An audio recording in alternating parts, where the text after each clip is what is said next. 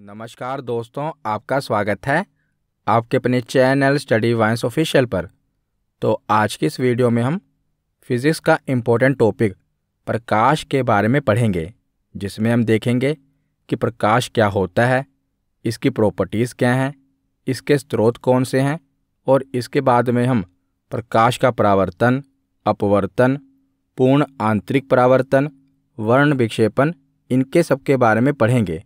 और इतना कुछ पढ़ने के बाद हम लास्ट में प्रीवियस ईयर क्वेश्चन भी कवर करेंगे। तो ये वीडियो आपके लिए काफ़ी इम्पोर्टेंट होने वाली है और चाहे आप किसी भी परीक्षा की तैयारी कर रहे हों, प्रकाश से एक न एक प्रश्न बनता ही है। तो चलिए बिना देरी किए हुए वीडियो को शुरू करते हैं। तो चलिए वीडियो की शुरुआत करते हैं और सबसे पहले देखते हैं कि आखिर प्रकाश होता क्या है, लाइट होती क्या है। तो प्रकाश एक प्रकार की ऊर्जा है जो कि विद्युत चुंबकीय तरंगों के रूप में संचारित होती है, यानी कि इलेक्ट्रोमैग्नेटिक वेव के रूप में ये संचरित होती है। तो विद्युत चुंबकीय तरंगें कौन सी होती हैं? तो जो विद्युत चुंबकीय तरंगें होती हैं ना, इन्हें किसी माध्यम की आवश्यकता नहीं पड़ती। तो जो प्रकाश है ये वैक्यूम में यानी कि निर्वात में भी ट्रैवल कर सकता है, इसको किसी माध्यम की आवश्यकता नहीं पड़ती। जैसे ध्वनि है यानी कि साउंड है, इसे माध्यम की आवश्यकता पड़ती है, पर जो प्रकाश है इसे किसी माध्यम की आवश्यकता नहीं पड़ती। ये निर्वात यानी कि वैक्यूम में भी ट्रैवल कर सकता है और जहाँ पर माध्यम है वहाँ पर भी ट्रैवल कर सकता है। तो ये विद्युत चुंबकीय तरंगों के रूप में संचरित होता है।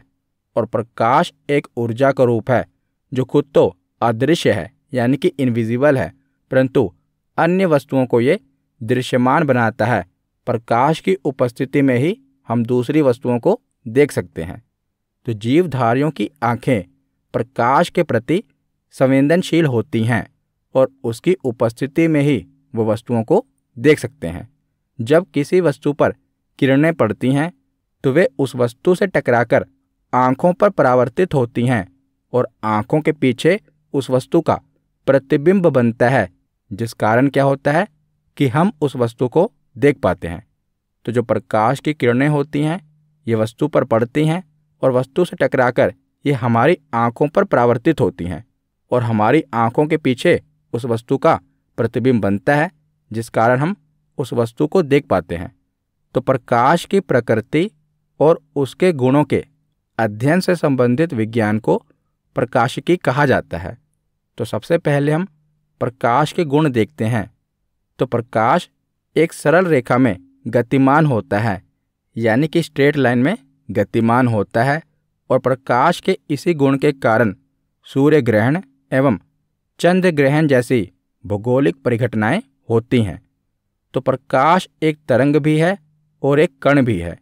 तो प्रकाश एक तरंग यानी कि वेव तथा कण यानी कि पार्टिकल की दोहरी प्रकृति प्रदर्शित करता है। तो जो प्रकाश की तरंग प्रकृति होती है ना, ये हमें बताती है कि प्रकाश विद्युत चुंबकीय तरंग के रूप में व्यवहार कर सकता है, जबकि प्रकाश की कण प्रकृति बताती है कि प्रकाश में फोटोन नामक कण पाए जाते हैं, पार्टिकल पाए जाते हैं। तो प्रकाश तरंग भी है तथा ये कण भी है।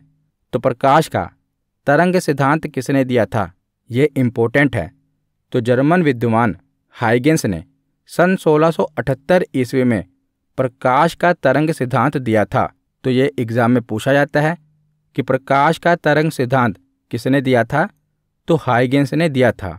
तो प्रकाश का तरंग सिद्धांत है क्या? तो प्रकाश एक तरंग के रूप में चलता है और प्रकाश तरंगें अनुप्रस्थ तरंगें होती हैं, ट्रांसवर्स वेव्स होती हैं। तो जो तरंगें होती हैं ये दो प्रकार की होती हैं, एक तो अनुप्रस्थ तरंगें होती हैं और दूसरी अनुदैर्ध्य तरंगें होती हैं। तो जो प्रकाश है ये अनुप्रस्थ तरंग होती है। तो अनुप्रस्थ तरंग होती क्या है, तो हम दोनों ही देख लेते हैं कि अनुप्रस्थ तरंग और अनुदैर्ध्य तरंग दोनों क्या होती हैं, इनमें अंतर क्या है। तो जब भी किसी माध्यम में कोई तरंग संचालित होती है तो माध्यम के जो कण है ना वो कंपन करने लगते हैं और कणों के कंपन की दिशा के अनुसार ही तरंगें दो प्रकार की होती हैं। पहली है अनुप्रस्थ तरंग जिसे ट्रांसवर्स वेव्स कहते हैं। तो जो प्रकाश है ये भी अनुप्रस्थ तरंग है। तो ये किस प्रकार की तरंग होती है? तो इनमें जो कण की गति होती है ना, ये तरंग की दिशा के लंबवत होती है, यानी कि वर्टिकल होती है।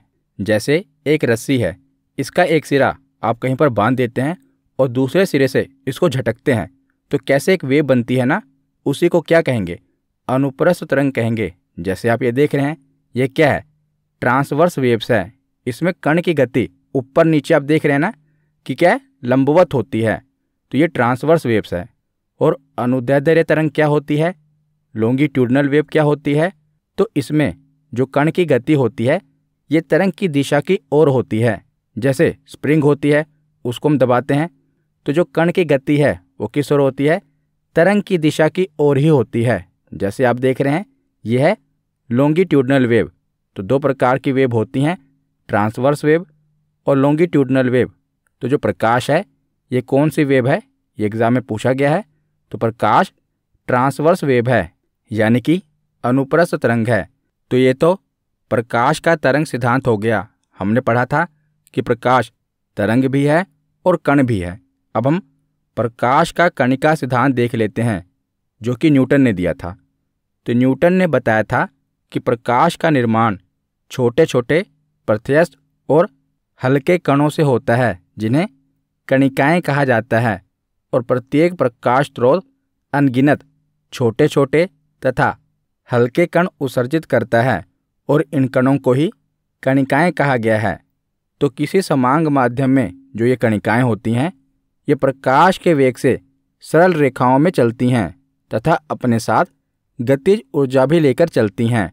और जब यह कणिकाएं किसी दूसरे वस्तु से परावर्तित होकर हमारी आंख पर पड़ती हैं, तब हमें वो वस्तु दिखाई देती है। और भिन्न भिन्न रंगों के प्रकाश की कणिकाएं भिन्न भिन्न आकार की होती हैं। तो जो प्रकाश है ना, इसे किसी माध्यम की आवश्यकता नहीं पड़ती, यानी कि कोई मीडियम इसके लिए रिक्वायर नहीं है। प्रकाश का वेग सबसे ज़्यादा अधिकतम कहाँ पर होता है? तो निर्वात में होता है, यानी वैक्यूम में होता है। तो निर्वात का मतलब क्या है? तो निर्वात का मतलब ऐसा स्थान जहाँ पर वायु नहीं है।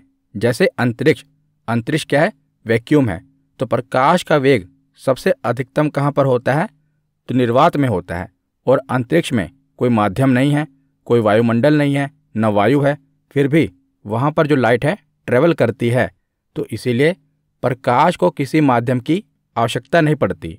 तो जो प्रकाश है, ये हमें सीधी रेखा में चलता हुआ प्रतीत होता है, क्योंकि जो प्रकाश का वेवलेंथ है, वेवलेंथ को हिंदी में कहते हैं तरंग दैर्ध्य। तो प्रकाश का वेवलेंथ बहुत छोटा होता है। तो वेवलेंथ क्या होता है, यानी कि तरंग दैर्ध्य क्या होता है? तो किसी तरंग का कण एक चक्कर पूरा करने में जितनी दूरी तय करता है, उसे उसका तरंग दैर्ध्य कहते हैं। जैसे आप डायग्राम में देख रहे हैं, ये वेवलेंथ है। तो वेव क्या होती है? तरंग। और लेंथ क्या होती है? उसकी लंबाई। तो किसी तरंग का जो कण होता है ना, ये आप देख रहे हैं, ये वेव है। तो किसी तरंग का जो कण है, वो एक चक्कर पूरा करने में जो दूरी तय करता है, यहाँ से लेकर यहाँ तक एक चक्कर पूरा होता है, तो इसी को वेवलेंथ कहते हैं। ये वेवलेंथ छोटी भी हो सकती है और बड़ी भी हो सकती है, लेकिन जो प्रकाश की वेवलेंथ होती है, ये छोटी होती है, इसीलिए ये सीधी रेखा में चलती हुई प्रतीत होती है। तो आगे अब हम प्रकाशीय स्रोत देख लेते हैं, सोर्सेस ऑफ लाइट देख लेते हैं। तो कौन कौन से सोर्स हैं? तो पहला है प्रदीप्त वस्तुएं, जिसे ल्यूमिनस बॉडीज कहते हैं। दूसरा है अदीप्त वस्तुएं, नॉन ल्यूमिनस बॉडीज। पारदर्शक वस्तुएं, ट्रांसपेरेंट बॉडीज। अर्धपारदर्शक वस्तुएं, ट्रांसलूसेंट बॉडीज। और अपारदर्शक वस्तुएं, ओपेक बॉडीज। तो सबसे पहले देखते हैं प्रदीप्त वस्तुएं, यानी कि ल्यूमिनस बॉडीज। तो ऐसी वस्तुएं जो स्वयं के प्रकाश से प्रकाशित होती हैं, उन्हें प्रदीप्त वस्तुएं कहा जाता है। तो जो अपने प्रकाश से प्रकाशित होती हैं, उन्हें प्रदीप्त वस्तुएं कहते हैं, ल्यूमिनस बॉडीज कहते हैं। जैसे सूर्य, बल्ब, मोमबत्ती, ये अपने प्रकाश से प्रकाशित होती हैं, तो इन्हें क्या कहा जाएगा? तो इन्हें प्रदीप्त वस्तुएं कहा जाएगा। इसके बाद है अदीप्त वस्तुएं, नॉन ल्यूमिनस बॉडीज। तो प्रकाश की उपस्थिति में दिखाई देने वाली वस्तुएं अप्रदीप्त वस्तुएं कहलाती हैं। इनमें स्वयं का प्रकाश नहीं होता। तो प्रदीप्त वस्तुओं में स्वयं का प्रकाश होता है और अदीप्त वस्तुओं में स्वयं का प्रकाश नहीं होता। जैसे जो हमारे आसपास की वस्तुएं हैं, इनमें स्वयं का प्रकाश नहीं है।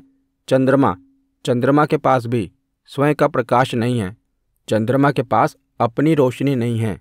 सूर्य की रोशनी से हमें चंद्रमा दिखाई देता है। तो अदीप्त वस्तुएं कौन सी होगी? जिनके पास अपना प्रकाश नहीं होता। उसके बाद है पारदर्शक वस्तुएं, ट्रांसपेरेंट बॉडीज। तो जिन वस्तुओं से होकर जो प्रकाश की किरणें हैं ये सीधा आर पार निकल जाएं, उन्हें पारदर्शक वस्तुएं कहेंगे, ट्रांसपेरेंट बॉडीज कहेंगे। जैसे कांच। तो कांच में आप देखते हैं कि जो प्रकाश है वो कांच के आर पार हो जाता है ना। तो ऐसी वस्तुओं को क्या कहा जाएगा? पारदर्शक वस्तुएं कहा जाएगा। इसके बाद है अर्ध पारदर्शक वस्तुएं, ट्रांसलूसेंट बॉडीज। तो अर्ध यानी कि आधा, पारदर्शक यानी कि ट्रांसपेरेंट। तो ऐसी वस्तुएं जिनमें प्रकाश का कुछ भाग अवशोषित हो जाता है तथा कुछ भाग बाहर निकल जाता है, उन्हें अर्धपारदर्शक वस्तुएं कहेंगे। जैसे तेल से भीगा हुआ कागज, ये उदाहरण पूछा गया है इसीलिए मैंने लिखा है। तो जो तेल से भीगा हुआ कागज है उसे कहेंगे ट्रांसलूसेंट बॉडीज। उसमें प्रकाश पूरी तरह से आर पार नहीं होगा, लेकिन हाँ, प्रकाश का कुछ भाग इसके आर पार होगा, तो इसे कहेंगे अर्धपारदर्शक वस्तु। इसके बाद है अपारदर्शक वस्तु, ओपेक बॉडीज। जिन वस्तुओं से प्रकाश की किरणें बिल्कुल नहीं गुजरती, उन्हें अपारदर्शक वस्तुएं कहते हैं। जैसे पत्थर, ईंट, बालू और भी बहुत सी चीज़ें हैं जिनमें से प्रकाश की किरणें नहीं गुजरती, उन्हें क्या कहा जाएगा? उन्हें अपारदर्शक वस्तुएं कहा जाएगा। तो आगे अब हम प्रकाश का परावर्तन देखते हैं, रिफ्रैक्शन ऑफ लाइट देखते हैं। बहुत ही इम्पोर्टेंट है। तो जब प्रकाश किसी चिकनी सतह से टकराकर वापस उसी माध्यम में लौट आता है, तो लौटने के इस क्रम में वह विशेष कोण पर मुड़ जाता है और प्रकाश के इस गुण को प्रकाश का परावर्तन कहते हैं। तो प्रकाश का परावर्तन क्या है? रिफ्लेक्शन ऑफ लाइट क्या है? तो जब लाइट किसी चिकनी सतह पर टकराकर वापस लौट जाती है ना, तो उसे रिफ्लेक्शन ऑफ लाइट कहते हैं। जैसे आप डायग्राम में देख रहे हैं, ये दर्पण है यानी शीशा है, और ऊपर से जो लाइट पड़ रही है वो लाइट क्या हो रही है? इसकी चिकनी सतह पर टकराकर वापस लौट जा रही है ना। तो इसी को रिफ्लेक्शन ऑफ लाइट कहेंगे, प्रकाश का परावर्तन कहेंगे। तो यहाँ से क्या क्या प्रश्न बनते हैं? तो जो ये डायग्राम है ये आपको याद रखना है। तो इसमें क्या क्या होता है वो हम पढ़ते हैं। एक तो होता है आपतित किरण, जिसे कहते हैं इंसिडेंस रे। तो स्रोत से आने वाली किरण को आपतित किरण कहते हैं। तो आपतित किरण क्या होता है? मान लीजिए जो रोशनी है वो सूर्य से आ रही है, तो जो सूर्य की रोशनी आ रही है और शीशे पर पड़ रही है उसी को आपतित किरण कहेंगे। तो स्रोत से आने वाली किरण को ही आपतित किरण कहा जाएगा। अगर वो टॉर्च की रोशनी है तो जो टॉर्च से रोशनी आ रही है उसी को आपतित किरण कहा जाएगा। आपतित में क्या है? आ। तो जो रोशनी आ रही है उसी को आपतित किरण कहा जाएगा। और आपतित किरण तथा अभिलंब के बीच का जो कोण होता है वो आपतन कोण कहलाता है। तो अभिलंब क्या होता है? तो अभिलंब एक इमेजिनरी लाइन होती है जो इसके बीचों बीच, जहाँ पर जो रोशनी टकरा रही है ना, उसके बीचों बीच वो लाइन खींच दी जाती है। तो अभिलंब और आपतित किरण के बीच का जो कोण होता है इसे आपतन कोण कहा जाता है, और इसी को हम एंगल आई से दर्शाते हैं। तो आई से क्यों दर्शाते हैं? क्योंकि आपतित किरण को इंग्लिश में क्या कहते हैं? इंसिडेंस रे कहते हैं। तो इसीलिए इंसिडेंस का आई, तो आपतित कोण को हम एंगल आई द्वारा दर्शाते हैं। तो आपतित किरण हो गई जो किरण आ रही है। अब दूसरी है परावर्तित किरण यानी कि रिफ्लेक्टिव रे। तो इसके नाम से ही क्लियर है, रिफ्लेक्टिव रे। तो परावर्तन के बाद जाने वाली किरण को परावर्तित किरण कहते हैं। तो एक हो गई आपतित किरण जो किरण आ रही है, और रिफ्लेक्ट होने के बाद जो किरण जा रही है उसी को परावर्तित किरण कहेंगे। और परावर्तित किरण तथा अभिलंब के बीच का जो कोण होता है उसे परावर्तन कोण कहा जाता है। पीछे हमने पढ़ा कि आपतित किरण और अभिलंब के बीच के कोण को आपतन कोण कहेंगे और परावर्तित किरण और अभिलंब के बीच के कोण को परावर्तन कोण कहेंगे और इसे एंगल R द्वारा दर्शाते हैं। तो अभिलंब क्या होता है? तो मैंने आपको बताया कि परावर्तित किरण तथा आपतित किरण को अलग करने वाले काल्पनिक रेखा को, इसके बीच जो ये रेखा खींची गई है जो इन दोनों को अलग करती है, उसे अभिलंब कहा जाता है। और इसी के साथ ये याद रखेगा कि हमेशा आपतन कोण परावर्तन कोण के बराबर होता है। यानी कि जो ये आपतित किरण आ रही है और ये सतह पर टकरा रही है, इसके बाद इसका रिफ्लेक्शन हो रहा है तो ये परावर्तित किरण बनती है। तो इन दोनों के बीच में ये जो कोण बन रहा है ना, एक तो आपतन कोण है जो अभिलंब के साथ बन रहा है और दूसरा परावर्तन कोण है जो कि परावर्तित किरण का अभिलंब के साथ बन रहा है। तो आपतन कोण और परावर्तन कोण हमेशा समान होंगे। अगर आपतन कोण 30 डिग्री है तो परावर्तन कोण भी 30 डिग्री होगा, याद रखिएगा। तो इसका हम न्यूमेरिकल भी देख लेते हैं जो कि एग्जाम में पूछा जाता है। तो प्रश्न क्या है कि 30 डिग्री के कोण पर एक किरण आपतित होती है तो परावर्तन कोण और आपतित किरण तथा परावर्तित किरण के बीच का कोण कितना होगा। तो यहाँ पर दो सवाल पूछे गए हैं। पहला तो ये पूछा गया है कि परावर्तन कोण कितना होगा और दूसरा सवाल ये पूछा गया है कि आपतित किरण तथा परावर्तित किरण के बीच का कोण कितना होगा। तो पहले हम देखते हैं कि परावर्तन कोण कितना होगा। तो मैंने आपको बताया कि जो आपतन कोण होता है उसी के बराबर परावर्तन कोण भी होता है। तो यहाँ पर बताया गया है कि 30 डिग्री के कोण पर एक किरण आपतित होती है तो 30 डिग्री आपतन कोण होगा, क्योंकि आपतित किरण का अभिलंब के साथ जो कोण बनता है उसी को आपतन कोण कहते हैं। तो अगर 30 डिग्री आपतन कोण होगा तो परावर्तित किरण का भी अभिलंब के साथ 30 डिग्री का कोण बनेगा। तो 30 डिग्री आपतन कोण है तो 30 डिग्री परावर्तन कोण भी होगा। तो पहले प्रश्न का तो ये जवाब हो गया। अब दूसरा प्रश्न है कि आपतित किरण तथा परावर्तित किरण के बीच में कोण कितना होगा। तो यह है आपतित किरण और यह है परावर्तित किरण। तो इन दोनों के बीच में कोण कितना होगा। तो 30 डिग्री ये है, 30 डिग्री ये है, तो दोनों के बीच में मिलाकर कितने डिग्री का कोण होगा। तो 60 डिग्री का कोण होगा। इसके बाद अगला प्रश्न देखते हैं कि एक किरण तल के साथ 35 डिग्री का कोण बनाती है तो यह किस कोण के साथ परावर्तित होगी। तो यहाँ पर क्या कहा गया है कि जो किरण है वो तल के साथ, यहाँ पर यह नहीं कहा गया कि अभिलंब के साथ, यहाँ पर तल के साथ कहा गया है। तो तल, जैसा कि यहाँ पर दर्पण है तो जो दर्पण का तल है यहाँ से 35 डिग्री का कोण बना रही है आपतित किरण। हमें तो अभिलंब के साथ कोण चाहिए होता है।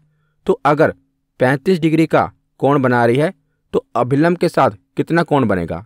तो आपको पता ही है कि टोटल 90 डिग्री का कोण होता है। अगर कोई रेखा सीधी हो तो 90 डिग्री का कोण होगा। तो 90 में से 35 डिग्री घटा दो तो बचा 55 डिग्री। तो आपतित किरण अभिलंब के साथ 55 डिग्री का कोण बनाएगी। और यहाँ पर पूछा गया है कि यह किस कोण के साथ परावर्तित होगी, यानी कि परावर्तन कोण पूछा गया है। तो अगर आपतन कोण 55 डिग्री होगा तो परावर्तन कोण कितना होगा, आप बताइए। तो अगर आपतन कोण 55 डिग्री है तो परावर्तन कोण भी 55 डिग्री होगा। तो अगर आपतन कोण 55 डिग्री है तो परावर्तन कोण भी 55 डिग्री ही होगा। तो प्रकाश के परावर्तन के बाद हम प्रकाश का अपवर्तन देखते हैं, यानी कि रिफ्रैक्शन ऑफ लाइट देखते हैं। तो जब प्रकाश एक माध्यम से दूसरे माध्यम में प्रवेश करता है तब प्रकाश की दिशा में होने वाले परिवर्तन को ही प्रकाश का अपवर्तन कहते हैं। तो प्रकाश के परावर्तन में क्या था कि जो प्रकाश था वो सतह से टकराकर वापस लौट जाता था, यानी कि वो सतह के आर पार नहीं जाता था। लेकिन प्रकाश के अपवर्तन में क्या है कि जो प्रकाश है वो सतह के आर पार जाता है लेकिन उसकी दिशा में परिवर्तन हो जाता है और उस परिवर्तन को ही प्रकाश का अपवर्तन कहेंगे। जैसे जो प्रकाश है जब वो नदी में यानी कि पानी में प्रवेश करता है तो उसकी दिशा में परिवर्तन होता है। पहले वो हवा में है यानी कि वायु में है और जैसे ही वायु से वो पानी में प्रवेश करेगा तो उसकी दिशा में परिवर्तन आएगा और इसी परिवर्तन को प्रकाश का अपवर्तन कहते हैं। तो जब प्रकाश एक माध्यम से दूसरे माध्यम में जाता है तो उसकी तरंगदैर्ध्य यानी कि वेवलेंथ तथा वेग ये तो बदल जाता है, लेकिन उसकी आवृत्ति फ्रीक्वेंसी कभी भी नहीं बदलती। ये याद रखेगा कि प्रकाश जब भी एक माध्यम से दूसरे माध्यम में जाता है तो क्या कभी नहीं बदलता, तो उसकी फ्रीक्वेंसी कभी नहीं बदलती। उसकी वेवलेंथ बदल जाती है, उसकी जो वेलोसिटी होती है, वेग होता है, वो भी बदल जाता है, लेकिन इसकी आवर्ती फ्रीक्वेंसी कभी नहीं बदलती। तो जो अपवर्तन है इसके दो नियम हैं। इसमें या तो जो प्रकाश की किरण है ये विरल माध्यम से सघन माध्यम में जाएगी, या प्रकाश की किरण सघन माध्यम से विरल माध्यम में जाएगी। तो सघन माध्यम क्या है और विरल माध्यम क्या है? तो सघन मतलब होता है डेंस और विरल मतलब होता है रेयर। तो इसको मैं आपको एक आसान सी एग्जाम्पल से समझाता हूँ। तो जैसे मान लीजिए कि 10 आदमी हैं, वो अलग अलग, जैसे आप देख रहे हैं, अलग अलग होकर खड़े हैं, तो इसे कहा जाएगा विरल यानी कि रेयर। और वही 10 आदमी जब इकट्ठे चिपक के एक साथ खड़े हो जाएं तो उसे सघन कहा जाएगा, डेंस कहा जाएगा। आशा करता हूँ अब आपको विरल और सघन ये समझ में आ गया होगा। जैसे जो हवा होती है वो विरल है, लेकिन जो नदी है यानी कि नदी का पानी है वो हवा के मुकाबले सघन होता है, डेंस होता है। तो प्रकाश दो ही माध्यम में प्रवेश करता है, या तो वो विरल माध्यम से सघन माध्यम में जाएगा या वो सघन माध्यम से विरल माध्यम में जाएगा। तो आपके दिमाग में ये पिक्चर तो आ गई ना कि सघन क्या होगा, विरल क्या होगा। विरल मतलब कि थोड़ा दूर दूर, लेकिन सघन मतलब क्या, बिल्कुल क्लोज, बिल्कुल डेंस। तो पहला केस देखते हैं कि जब कोई प्रकाश किरण विरल माध्यम से सघन माध्यम में प्रवेश करती है तब क्या होता है। तो जैसा आप ये डायग्राम देख रहे हैं, तो ऊपर है विरल माध्यम और नीचे है सघन माध्यम। तो जैसे कोई किरण हवा से पानी में जाती है, हवा यानी कि विरल माध्यम है और पानी सघन माध्यम है। तो जब प्रकाश किरण विरल माध्यम से सघन माध्यम में जाती है तो वो अभिलंब की ओर झुक जाती है। जैसे आप देख रहे हैं कि ये किरण है और इसको सीधा जाना था, लेकिन क्या हुआ, माध्यम के बदलने से जो ये किरण है वो सीधे नहीं जाती बल्कि अभिलंब की ओर थोड़ा झुक जाती है। आप देख रहे हैं कि अभिलंब की ओर ये झुक जा रही है। तो यही आपसे पूछा जाता है कि अगर प्रकाश की किरण विरल माध्यम से सघन माध्यम में प्रवेश करती है तो क्या होता है, अभिलंब की ओर झुक जाती है, अभिलंब से दूर हट जाती है, कोई परिवर्तन नहीं होता। तो यहाँ पर क्या होगा कि जब भी प्रकाश की किरण विरल माध्यम से सघन माध्यम में जाएगी तो वो हमेशा अभिलंब की ओर झुक जाएगी। इसके बाद दूसरा केस क्या है कि जब भी कोई किरण सघन माध्यम से विरल माध्यम में जाएगी तो क्या होगा, यानी कि पानी से अगर वो हवा में जाए तब क्या होगा, तो वो अभिलंब से दूर हट जाती है। बिल्कुल उसका विपरीत होगा जो हमने पढ़ा, पीछे हमने पढ़ा कि वो अभिलंब की ओर झुक जाती है, यहाँ पर क्या होगा, अभिलंब से दूर हट जाती है। जैसा आप देख रहे हैं कि जो किरण है जब ये सघन माध्यम से विरल माध्यम में जा रही है तो वैसे तो इसको सीधा यहाँ पर जाना चाहिए था, लेकिन क्या हो रहा है कि ये अभिलंब से दूर हट जा रही है। तो प्रकाश के अपवर्तन के कुछ मुख्य उदाहरण देख लेते हैं जो कि आपकी परीक्षा में पूछे ही जाते हैं। जैसे पहला उदाहरण है कि पानी से भरे किसी बर्तन की तल्ली पे जो पड़ा हुआ सिक्का होता है ये ऊपर उठा हुआ दिखाई पड़ता है, और इसका कारण यह है कि जब हम बर्तन में पानी डालते हैं तो अपवर्तन के कारण जो सिक्का है ये कुछ ऊपर उठा हुआ प्रतीत होता है। तो आपसे एग्जाम्पल पूछा जाएगा कि बताइए पानी से भरे किसी बर्तन की तली में जो पड़ा हुआ सिक्का है ये ऊपर उठा हुआ दिखाई देता है, इसका कारण क्या है। तो प्रकाश के अपवर्तन के कारण ये ऊपर उठा हुआ दिखाई पड़ता है। आप एक पानी की बाल्टी लीजिए, उसमें कॉइन डालिए, सिक्का डालिए, तो जो आपको सिक्का है ना ये तल से थोड़ा ऊपर उठा हुआ प्रतीत होगा। किसके कारण, तो प्रकाश के अपवर्तन के कारण, क्योंकि प्रकाश की किरण के कारण ही हमें वो सिक्का दिखाई दे रहा है। और जो प्रकाश की किरण है जब ये हवा से पानी में जा रही है, हमने पढ़ा विरल माध्यम से सघन माध्यम में जा रही है, तो क्या होता है, अभिलंब की ओर झुक जाती है ना। तो इसी कारण जो सिक्का है वो जहाँ पर एक्चुअल में है वहाँ हमें नहीं दिखाई देता, बल्कि थोड़ा ऊपर उठा हुआ दिखाई देता है। दूसरा उदाहरण क्या है कि अपवर्तन के कारण ही पानी के अंदर पड़ी हुई मछली भी उसकी वास्तविक गहराई से कुछ ऊपर उठी हुई दिखाई पड़ती है। तो दूसरा उदाहरण है कि जो मछली है वो जो पानी की गहराई में होती है वो अपनी एक्चुअल जगह पर नहीं दिखाई देती, बल्कि गहराई से कुछ ऊपर उठी हुई प्रतीत होती है। तो अपवर्तन के उदाहरण बहुत ही आसान हैं। जब भी कोई ऐसा उदाहरण आए ना जिसमें जो चीज़ है, जो वस्तु है, वो अपनी एक्चुअल जगह पर नहीं है, या तो आगे है या तो पीछे है, ऊपर उठी हुई प्रतीत हो रही है, मतलब अपनी एक्चुअल जगह पर नहीं है, तो आप समझ जाएं ये किसका उदाहरण होगा। तो ये अपवर्तन का उदाहरण होगा। तीसरा उदाहरण क्या है, तो जो तारे हमें टिमटिमाते हुए प्रतीत होते हैं ना, ये भी प्रकाश के अपवर्तन के कारण ही प्रतीत होते हैं। ये भी एग्जाम में पूछा गया है। तो तारे हमें टिमटिमाते हुए प्रतीत क्यों होते हैं? तो वायुमंडल में वायु का घनत्व अलग अलग परतों में पाई जाती है। तो हमारी पृथ्वी पर वायुमंडल पाया जाता है, लेकिन जो तारे होते हैं ये तो हमारी पृथ्वी पर नहीं है, ये तो ऊपर अंतरिक्ष में है। तो जब तारों से प्रकाश चलता है ना, तो उसका विभिन्न परतों से लगातार अपवर्तन होता रहता है, क्योंकि हमारी पृथ्वी पर तो वायुमंडल है। तो जो प्रकाश है, जब हम तारे देखते हैं तो जो प्रकाश चलता है वो हमारी वायुमंडल के विभिन्न परतों से उसका लगातार अपवर्तन होता रहता है, क्योंकि जो वायु की परतें हैं ये भी स्थिर नहीं हैं, ये लगातार मूव होती हैं। इसीलिए हमें ऐसा महसूस होता है कि तारे टिमटिमा रहे हैं, पर एक्चुअल में देखा जाए तो तारे टिमटिमाते नहीं हैं, हमें ऐसा प्रतीत होता है। तो किसके कारण हमें ऐसा प्रतीत होता है? तो प्रकाश के अपवर्तन के कारण हमें ऐसा प्रतीत होता है। और अगला उदाहरण है कि सूर्योदय के 2 मिनट पहले तथा सूर्यास्त के 2 मिनट बाद तक सूर्य का दिखाई देना, यह भी प्रकाश के अपवर्तन का उदाहरण है। तो जब सूर्य उदय होता है ना, उसके 2 मिनट पहले ही वो हमें दिखाई देने लगता है, और सूर्यास्त के 2 मिनट बाद तक वो हमें दिखाई देता है। तो ये किसका उदाहरण है? तो ये प्रकाश के अपवर्तन का उदाहरण है। और अगला उदाहरण है कि पानी में डूबी पेंसिल का तिरछा दिखाई देना। तो आप एक गिलास में पानी डालिए और उसमें पेंसिल या पेन को डालिए, तो आपको जो पेंसिल या पेन है वो पानी में तिरछी दिखाई हुई प्रतीत होगी। तो ये किसका उदाहरण है? तो ये भी प्रकाश के अपवर्तन का उदाहरण है। तो ये जितने भी उदाहरण है ना, ये सभी एग्जाम में पूछे गए हैं। तो इनको याद रखना। आसान सा तरीका है कि जब भी कोई वस्तु अपनी एक्चुअल जगह से आगे या पीछे दिखाई दे, यानी तिरछी दिखाई दे या ऊपर उठी हुई प्रतीत दिखाई दे, तो वो किसका उदाहरण होगा? तो प्रकाश के अपवर्तन का उदाहरण होगा। आगे हम देखते हैं क्रांतिक कोण, यानी कि क्रिटिकल एंगल। तो क्रिटिकल एंगल क्या होता है?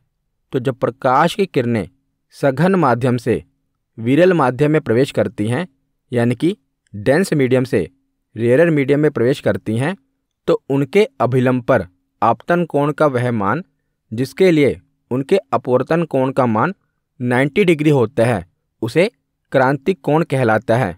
तो जैसे आप देख रहे हैं कि इसमें जो आपतित किरण है, इसको इस प्रकार नीचे झुकाया गया है कि इसके अपवर्तन कोण का मान जब 90 डिग्री हो जाए ना, तो उसे क्रांतिक कोण कहा जाएगा, क्रिटिकल एंगल कहा जाएगा। तो यहाँ से पूछा क्या जाता है? तो यहाँ से पूछा जाता है कि इसका फॉर्मूला होता है। देखिए कि अपवर्तनांक निकालने का एक फॉर्मूला होता है। फॉर्मूला क्या है? 1/sin c। सी का मतलब क्या है? क्रिटिकल एंगल, यानी कि क्रांतिक कोण। तो अपवर्तनांक क्या होता है? तो अपवर्तनांक किसी भी माध्यम का वह गुण होता है, यानी वह संख्या होती है जिसके आधार से हमें ये पता चलता है कि उस माध्यम में प्रकाश किस वेग से गति करेगा। यानी कि अपवर्तनांक से हमें ये पता चलता है कि कोई माध्यम कितना डेंस है, कितना सघन है। तो क्रांतिक कोण से हम अपवर्तनांक कैसे निकाल सकते हैं? तो 1/sin c। जैसे इसका उदाहरण आप देख लो कि किसी पदार्थ का क्रांतिक कोण 30 डिग्री है, तो इसका अपवर्तनांक क्या होगा? तो अपवर्तनांक निकालने का फॉर्मूला क्या है? 1/sin c। तो sin c में 30 डिग्री आएगा, तो sin 30 डिग्री का मान कितना होता है? तो sin 30 डिग्री का मान होता है 1/2। तो 1/2 आ जाएगा, जिसके बाद इसको काट के आप निकालेंगे तो इसका जवाब क्या होगा? 2। इसके बाद पढ़ते हैं पूर्ण आंतरिक परिवर्तन।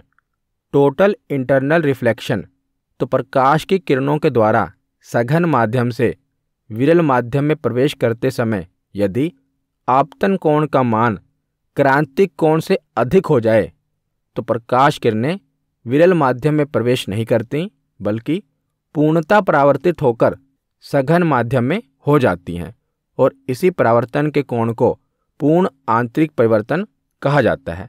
तो इसमें क्या बताया गया है कि जो प्रकाश की किरणें हैं ना, जब ये सघन माध्यम से विरल माध्यम में प्रवेश कर रही हैं, यानी कि डेंस मीडियम से रेयर मीडियम में प्रवेश कर रही हैं, तो यदि जो आपतन कोण का मान होगा, यहाँ पर देख रहे हैं यह आपतित किरण, तो जो आपतन कोण का मान है ये क्रांतिक कोण से ज़्यादा है ना। यहाँ पर आप देख रहे हैं यह है क्रांतिक कोण, पर इसका जो मान है इससे ज़्यादा है। तो इसके बाद क्या होगा कि जो परावर्तित किरण है ना, यह भी सघन माध्यम में ही रह जाएगी, ये विरल माध्यम में नहीं जाएगी। तो इसी को पूर्ण आंतरिक परावर्तन कहा जाएगा। दोनों आप देख रहे हैं कि आपतन कोण और परावर्तन कोण सघन माध्यम में ही हैं। तो यहाँ से आपसे पूछा क्या जाएगा, तो आपसे तो इसका उदाहरण ही पूछा जाएगा। जैसे हीरे का चमकना, ये किसका उदाहरण है, तो ये पूर्ण आंतरिक परावर्तन का उदाहरण है।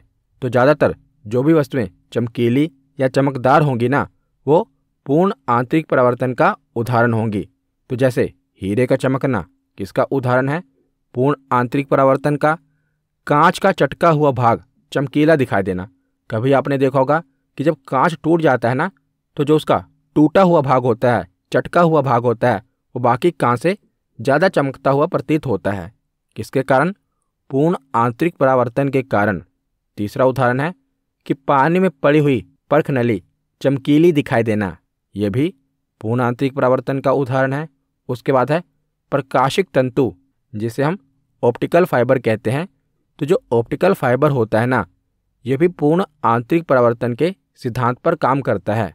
ये एग्जाम में पूछा गया है कि ऑप्टिकल फाइबर किस सिद्धांत पर काम करता है, तो ये पूर्ण आंतरिक परावर्तन के सिद्धांत पर काम करता है। इसके बाद अगला एग्जाम्पल है, तो ये तो आपने बहुत बार सुना होगा कि रेगिस्तान में मरीचिका का दिखाई देना, ये किसका उदाहरण है, तो पूर्ण आंतरिक परावर्तन का उदाहरण है। मरीचिका क्या होती है, तो रेगिस्तान में जो पेड़ होते हैं अथवा वस्तुएं होती हैं, इनका जो प्रतिबिंब होता है ये उल्टा दिखाई देना। तो कई बार अगर आप रेगिस्तान में जाएंगे तो मरीचिका के कारण आपको क्या दिखाई देगा कि दूर में पानी है, पर वहाँ पर पानी नहीं होगा। तो किसके कारण होता है, पूर्ण आंतरिक परावर्तन के कारण होता है। वहाँ पर पानी नहीं होगा, पर आपको लगेगा कि वहाँ पर पानी है, क्योंकि जो वृक्ष है, पेड़ है, उसका जो प्रतिबिंब है वो उल्टा दिखाई दे रहा है। तो आपको लग रहा है कि वहाँ पर पानी है, पर वहाँ पर पानी नहीं है। ये पूर्ण आंतरिक परावर्तन का उदाहरण है। ये एग्जाम्पल बहुत बार एग्जाम में पूछा गया है। इसके बाद है कि शरीर के आंतरिक अंगों को देखने के लिए एक तकनीक का उपयोग किया जाता है, जिसे कहते हैं एंडोस्कोपी। तो एंडोस्कोपी भी इसी सिद्धांत पर आधारित है, पूर्ण आंतरिक परावर्तन के सिद्धांत पर। तो ये जितने भी एग्जाम्पल हैं ये किसी न किसी एग्जाम में पूछे गए हैं और सभी इम्पोर्टेंट हैं। तो ये एग्जाम्पल आपको याद होने चाहिए। इसके बाद देखते हैं प्रकाश का वर्ण विक्षेपण, यानी कि डिस्पर्जन ऑफ लाइट। तो जब भी प्रकाश किसी प्रिज्म से होकर गुजरता है तो अपवर्तन के पश्चात सूर्य का प्रकाश अपने विभिन्न वर्णों, यानी कि अपने विभिन्न रंगों में विभाजित हो जाता है। तो ये कितने रंगों में विभाजित हो जाता है, तो 7 रंगों में विभाजित हो जाता है। तो इसे प्रकाश का वर्ण विक्षेपण कहा जाता है। विभिन्न रंगों के समूह को वर्णक्रम या स्पेक्ट्रम कहा जाता है। तो जब भी प्रिज्म से हम वाइट लाइट गुजारेंगे ना, या सूर्य का प्रकाश गुजरेगा, तो वो 7 रंगों में विभाजित हो जाएगा और इसी को प्रकाश का वर्ण विक्षेपण कहा जाता है, डिस्पर्जन ऑफ लाइट कहा जाता है। तो वर्ष 1666 में न्यूटन ने हमें ये बताया था कि भिन्न भिन्न रंग भिन्न भिन्न कोणों से विक्षेपित होते हैं और यह विक्षेपण पारदर्शी माध्यम में अलग अलग रंगों के प्रकाश की चाल पर निर्भर करता है। तो आप देख रहे हैं कि जो लाल रंग है ये सबसे ऊपर है, इसका विचलन ये ज़्यादा विक्षेपित नहीं हुआ, लेकिन जो बैंगनी रंग है ये सबसे नीचे है और इसका विक्षेपण सबसे ज़्यादा हुआ है, क्योंकि प्रकाश की एक ही किरण है और यही 7 रंगों में बिखर गई है। तो जो लाल रंग है इसका विचलन ज़्यादा नहीं हुआ, लेकिन बैंगनी रंग का विचलन ज़्यादा हुआ है। तो बैंगनी रंग की जो वेवलेंथ होती है ना, ये सबसे कम होती है, और लाल रंग की जो वेवलेंथ होती है ये सबसे अधिक होती है। तो लाल रंग का विक्षेपण सबसे कम होगा और बैंगनी रंग का विक्षेपण सबसे अधिक होगा। ये पूछा भी जाता है कि किस रंग का विक्षेपण सबसे अधिक होता है, तो बैंगनी रंग का विक्षेपण सबसे अधिक होता है और लाल रंग का विक्षेपण सबसे कम होता है। तो ये हो गया डिस्पर्जन ऑफ लाइट। आगे हम देखते हैं स्कैटरिंग ऑफ लाइट, यानी कि प्रकाश का प्रकीर्णन। तो जब प्रकाश किसी ऐसे माध्यम में गति करता है जिसमें धूल तथा अन्य पदार्थों के सूक्ष्म कण उपस्थित होते हैं, तो प्रकाश सभी दिशाओं में फैल जाता है और यही परिघटना प्रकाश का प्रकीर्णन कहलाती है। जैसे हमारी धरती में जो वायु है, इस वायु में धूल कण है ना, छोटे छोटे कण। तो जब प्रकाश पृथ्वी के वायुमंडल से हमारे धरातल पर आता है, तो हमारे धरातल पर आप देखेंगे कि जो हमारी हवा है इसमें छोटे छोटे कण हैं। तो जो प्रकाश है इन सूक्ष्म कणों से टकराकर सभी दिशाओं में फैल जाता है। इसी को प्रकाश का प्रकीर्णन कहते हैं, स्कैटरिंग ऑफ लाइट कहते हैं। तो प्रकीर्णन के उदाहरण कौन कौन से हैं? तो आकाश का नीला रंग एवं समुद्र का नीला रंग प्रतीत होना, ये प्रकीर्णन का उदाहरण है। तो जब भी कोई कलर से रिलेटेड बात आएगी ना, तो प्रकाश के प्रकीर्णन का उदाहरण होगा। जैसे आकाश का नीला रंग, तो ये प्रकाश के प्रकीर्णन का उदाहरण है। समुद्र का नीला रंग, ये भी प्रकाश के प्रकीर्णन का उदाहरण है। सूर्यास्त तथा सूर्योदय होते समय सूर्य लाल रंग का दिखाई देता है और लाल रंग का प्रकीर्णन सबसे कम होता है, अर्थात यह दूर से भी स्पष्ट दिखाई देता है। इसीलिए इसका प्रयोग यातायात में खतरे के संकेतों को दर्शाने के लिए किया जाता है, क्योंकि यह रंग दूर से दिखाई देता है। तो प्रकीर्णन का उदाहरण क्या होगा? तो जब भी कोई कलर से रिलेटेड यानी कि रंग से रिलेटेड उदाहरण होगा, तो वो प्रकाश के प्रकीर्णन का उदाहरण होगा। इसके बाद है प्रकाश का विवर्तन, यानी कि डिफ्रैक्शन ऑफ लाइट। तो प्रकाश का विवर्तन क्या है? तो जब प्रकाश किसी अत्यंत सूक्ष्म छिद्र से होकर गुजरता है, तो वो किनारों से थोड़ा विचलित हो जाता है, मतलब अपने मार्ग से थोड़ा हट जाता है, और इसे ही प्रकाश का विवर्तन कहते हैं। जैसे आप देख रहे हैं, तो मान लीजिए दीवार है और दीवार में आप देख रहे हैं ये छिद्र है। तो जब भी प्रकाश इसमें एंटर करेगा तो वो सीधा नहीं जाएगा, बल्कि अपने मार्ग से थोड़ा हट जाएगा। इसी को क्या कहा जाएगा? इसी को प्रकाश का विवर्तन कहा जाएगा। और प्रकाश का विवर्तन अवरोध के आकार पर निर्भर करता है, यानी कि ये जो आकार है, छिद्र का आकार है, ये जितना छोटा होगा प्रकाश का विवर्तन उतना ही ज़्यादा होगा।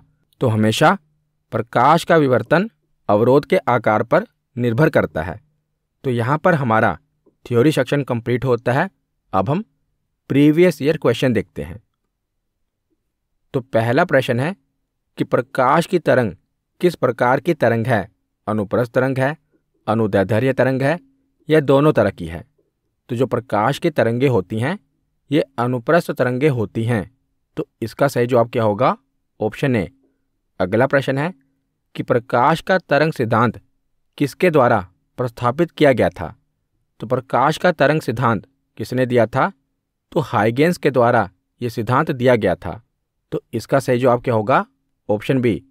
अगला प्रश्न है तो किसी अवरोध की ओर से प्रकाश का मुड़ना क्या कहलाता है?